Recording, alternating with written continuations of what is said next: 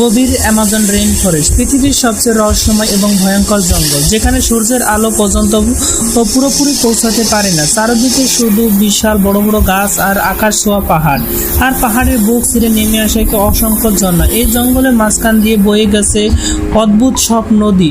দূর থেকে দেখে মনে হয় যেন বিশাল অ্যানাকোন্ডা সাপ জঙ্গলের ভিতর দিয়ে এগিয়ে যাচ্ছে। কিন্তু একদিন একদল অভিযাত্রী ড্রোন ক্যামেরা দিয়ে প্রবেশ করল সেই রহস্যময় জঙ্গলে। দূর আকাশ থেকে তারা দেখতে পেল ঘন জঙ্গলের মাঝখানে পড়ে আছে হাজার বছর পুরানো ট্রেন এবং ভাঙ্গা লাইন, মরিচা ধরা বগি, শ্যাওলা আর লতা পাতায় ঢাকা ট্রেন।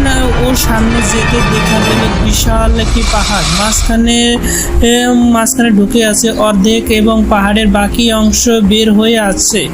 পুরো একটি ট্রেন লাইন, মনে হচ্ছে যেন বহু বছর আগে অজানা শক্তি পুরো ট্রেন পাহাড়ের ভিতরে ঢুকে গেছে।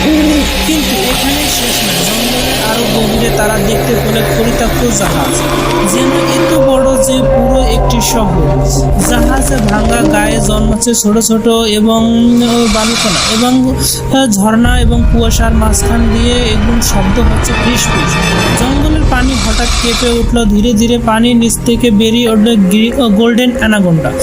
তার শরীরে কয়েক হাজার কিলোমিটার বড় সবুজ বাদামি সোনালী রঙের দাগ।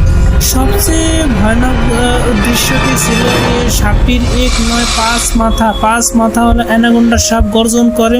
হঠাৎ জঙ্গল কেঁপে উঠল, চারদিক দানবীয় প্রাণীগুলো হাত থেকে উড়ে গেল এবং এক হাতমুখী অ্যানাকোন্ডা সাপ এবং তার মতো মুখ দেখতে, দুটি শিং এবং চকচক করছে, তার লেজ বেরিয়ে গেছে। চারদিক ঝর্ণার শব্দ, পাখির ডাক, বজ্রপাতের আলো আর ঘন কুয়াশার মাঝখানে দাঁড়িয়ে আছে দানবীয় প্রাণী। অভিযাত্রী ক্যামেরা কাঁপাতে শুরু করলো। তারপর বুঝতে পারলো এই জঙ্গলে গাছপালা ও নদী নয়, এখানে লুকিয়ে আছে হাজার হাজার বছর অজানা রহস্য।